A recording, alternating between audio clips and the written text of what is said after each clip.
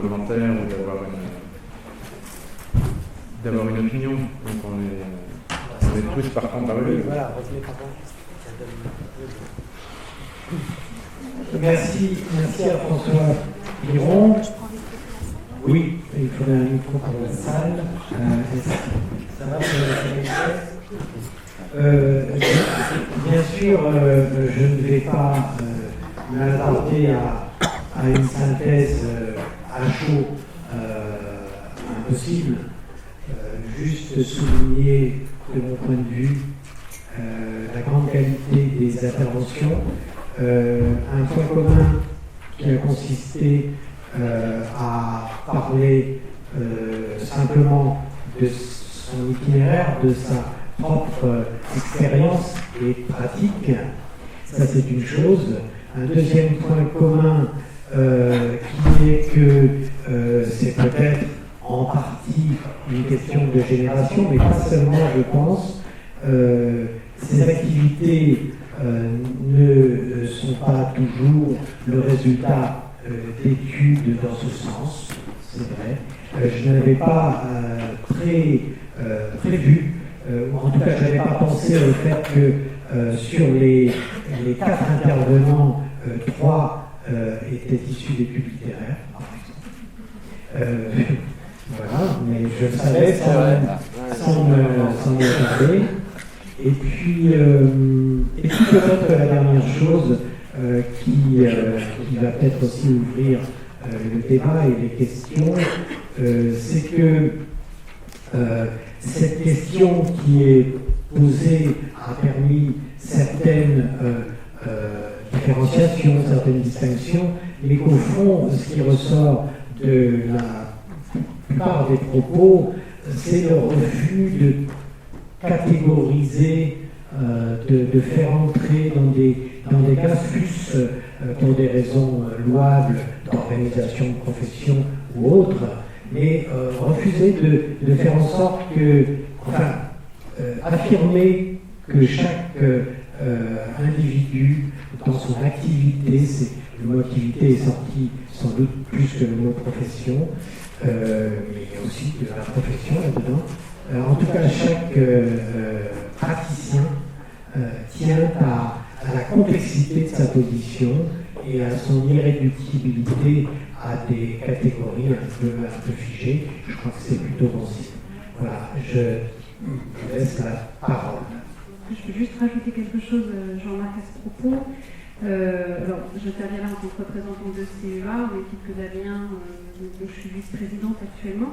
Et c'est vrai que je pense qu'à CEA, pour nous, il est très important de garder cette ouverture dans nos pratiques et en aucun cas on va se rétrécir notre point de vue sur l'idée corporatiste de la profession et du commissaire, même si bien sûr c'est un terme qu'on emploie, on parle d'associations professionnelles, mais je crois que la plupart d'entre nous ont comme ça des activités très diverses que vous reflétez aussi ici. Et c'est une discussion que l'on a assez régulièrement. Peut-être que Damien, tu pourras aussi témoigner par rapport à cette chose-là. Oui, effectivement, on essaie de délimiter la pratique, d'avoir une idée de ce qu'est la pratique de commissaire d'exposition, mais c'est en aucun cas pour créer une norme, au contraire, c'est pour étendre le champ, en quelque sorte. Et puis, quand on parle de métier, nous-mêmes à l'intérieur de CEA, moi qui en fais partie depuis 7 ans, je ne sais même pas si on parle vraiment d'un métier en fait.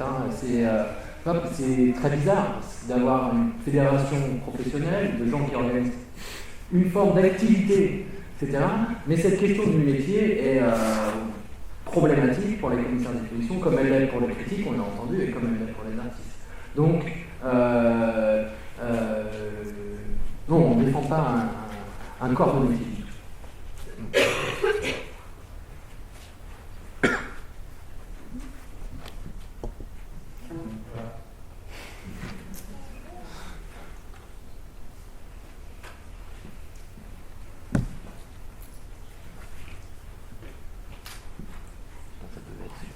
Des relances dans la salle?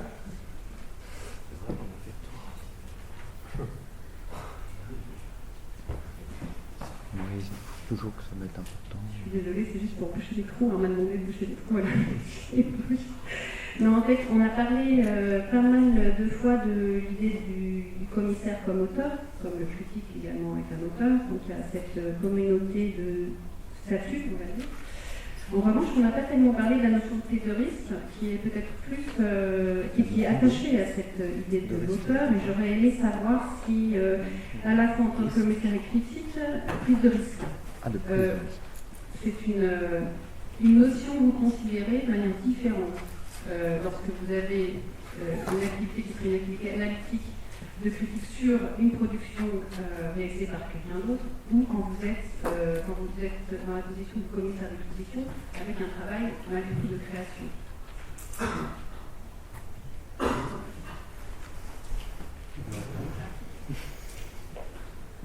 Bonsoir.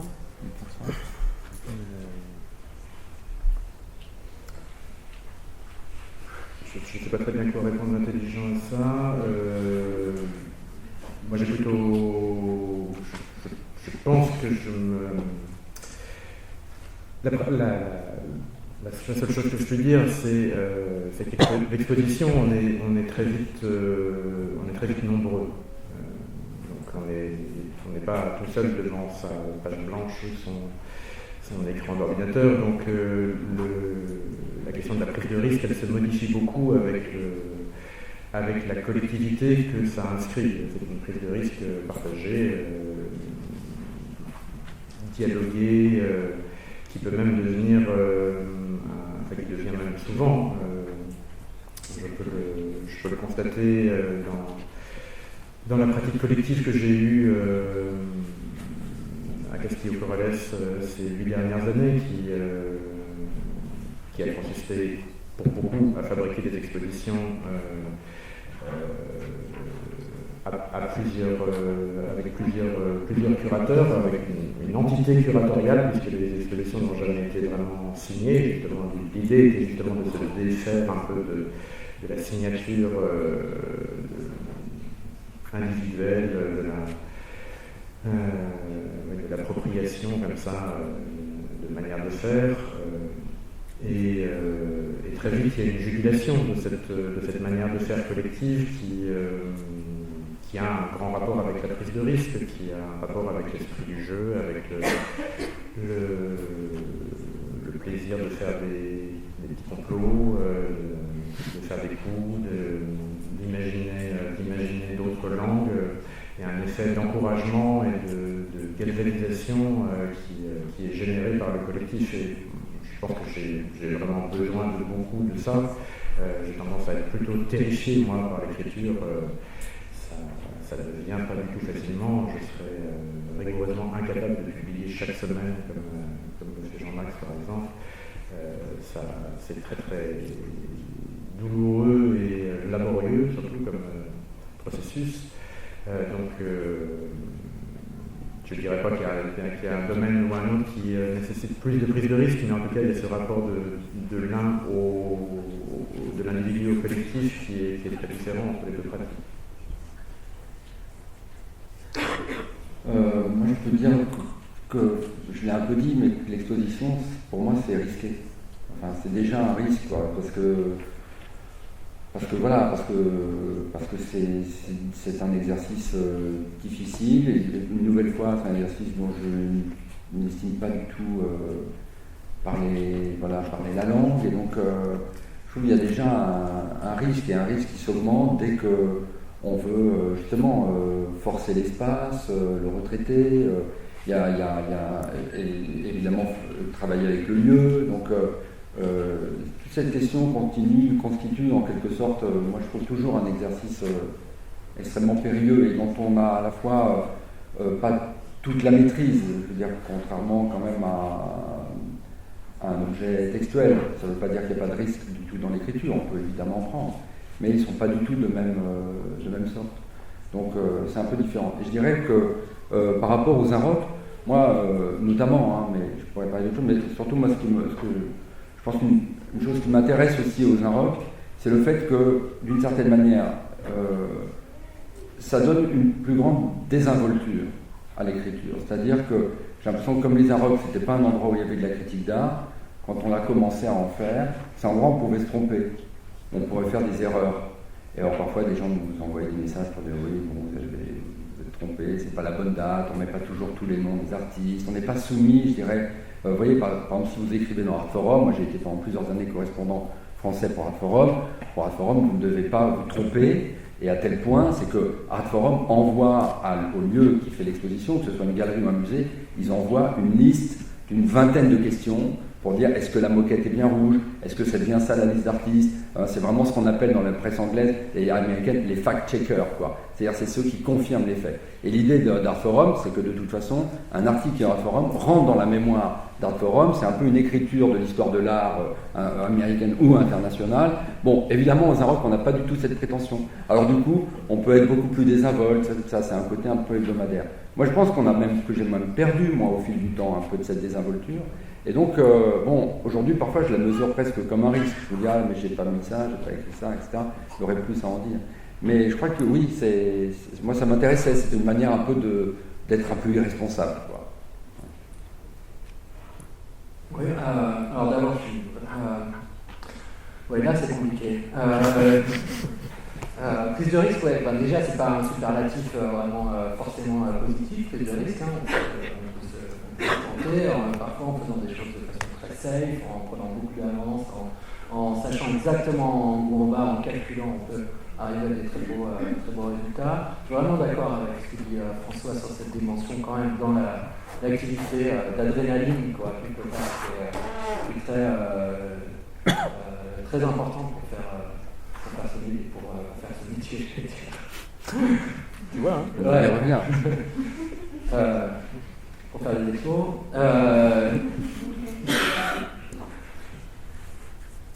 Et puis en ce qui concerne un espace, évidemment ces expositions peuvent être un espace libérateur de parole, etc.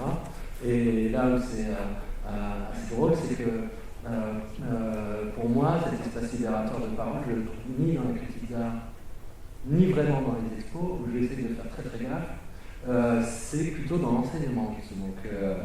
Donc c'est la fameuse troisième voie, où là, je suis particulièrement relâché à l'intérieur de l'école d'art. Voilà.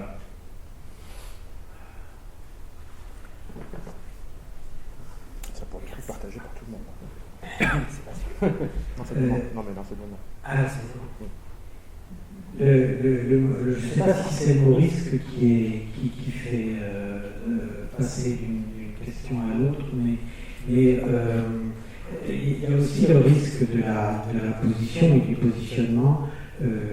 François disait à un moment que, en tant que critique, on finissait par être plus avocat qu'analyste, en particulier quand on fait des comptes rendus ou quand on parle d'artistes. D'ailleurs, si je me rappelle, ton exposition à Ricard s'appelait de manière ironique promotion,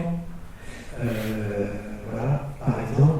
Et je pensais à des risques plus généraux qui sont liés au positionnement social des critiques d'art et des commissaires d'exposition. Je pensais à de quoi, non plus là d'où on parle, mais de quoi on parle quand on fait une exposition, qui on sert, et aussi comme critique d'art, qui on sert, de quoi on parle.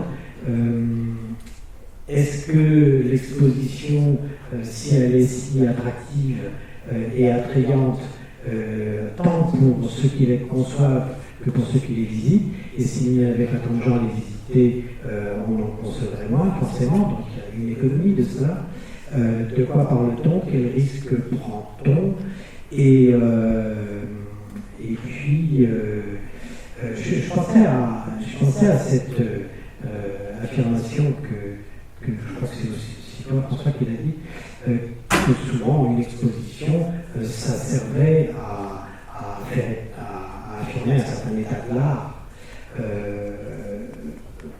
Je pensais à Zeman et à ces choix prémonitoires sur les objets anthropologiques et au clown, à condition que ce ne soit pas le clown du spectacle. Voilà, je me demande un peu si aujourd'hui on n'est pas aussi en tant qu'agent au sens d'Alfred Gell, de l'agentivité, au sens agent d'art, si on n'est pas aussi dans une prise de risque qu'on ne connaît pas toujours très bien. Voilà, je ne sais pas ce que vous pensez un peu de ça. Qu'est-ce qu'on dit et qu'est-ce qu'on fait quand on fait une exposition? Qu'est-ce qu'on dit et qu'est-ce qu'on fait quand on fait de la critique d'art?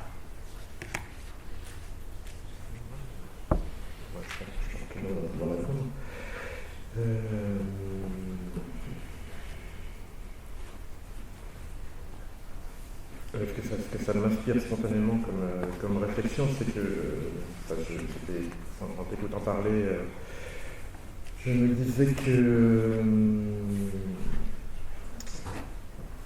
l'exposition, il est acquis que c'est un espace de négociation, négociation avec beaucoup de paramètres, avec beaucoup de contingences, avec aussi cette multiplicité d'interlocuteurs qui fait qu'on n'est pas seul en train de monologuer. Donc, qui dit négociation dit potentiel compromis, etc. Mais je pense qu'il faut des zones d'intransigeance. Pour moi, cette zone d'intransigeance, elle se situe dans certains paramètres qui ne sont pas forcément visibles à la fin, mais c'est une sorte d'écriture en filigrane d'une exposition après l'autre, pour moi constituant une forme d'histoire et d'autobiographie. Donc c'est pas tant l'état de l'art, c'est-à-dire je ne me considère pas un sociologue de l'art qui est amené à produire une image plus ou moins objective d'un état de l'art contemporain à un moment X ou Y, mais c'est mon état de l'art, donc c'est mon évolution à travers ce monde de l'art. Et ça, quel que soit le contexte dans lequel j'opère, voilà, j'essaie d'être de plus en plus intransigeant là-dessus. C'est-à-dire que pour moi, une exposition, c'est quand même avant tout un geste de nature poétique, j'assume le mot, qui écrit quelque chose de ma relation à l'art. Donc il y a quelque chose d'autobiographie. Après, ça ne parle pas évidemment que de ça, et parfois cette dimension-là, elle est en dessous d'autres choses qu'il faut mettre davantage en partage, parce que peut-être que ça ne concerne que moi, et tout le monde s'en fiche. Mais pour moi, c'est ça qui me fait néanmoins continuer. Donc c'est ça sur lequel je ne cède pas. Donc même s'il y a par exemple une dimension thématique qui rentre en ligne de compte, qui est par exemple un paramètre obligatoire d'une exposition, sous cette thématique, il y en aura une autre. Et c'est plutôt la tension des deux qui va créer, je crois, l'intérêt. Moi, je ferai à peu près la même réponse que François, en ajoutant que cette relation à l'art qui est exposée est aussi, comme je disais tout à l'heure, une sorte d'art peut-être au sens large, c'est-à-dire l'art inclus dans une multiplicité d'objets, l'art comme endroit dans lequel on va se rencontrer avec d'autres personnes, art comme faisant partie d'un marché. Tous les critères et toutes les modalités d'apparition de l'art sont importants.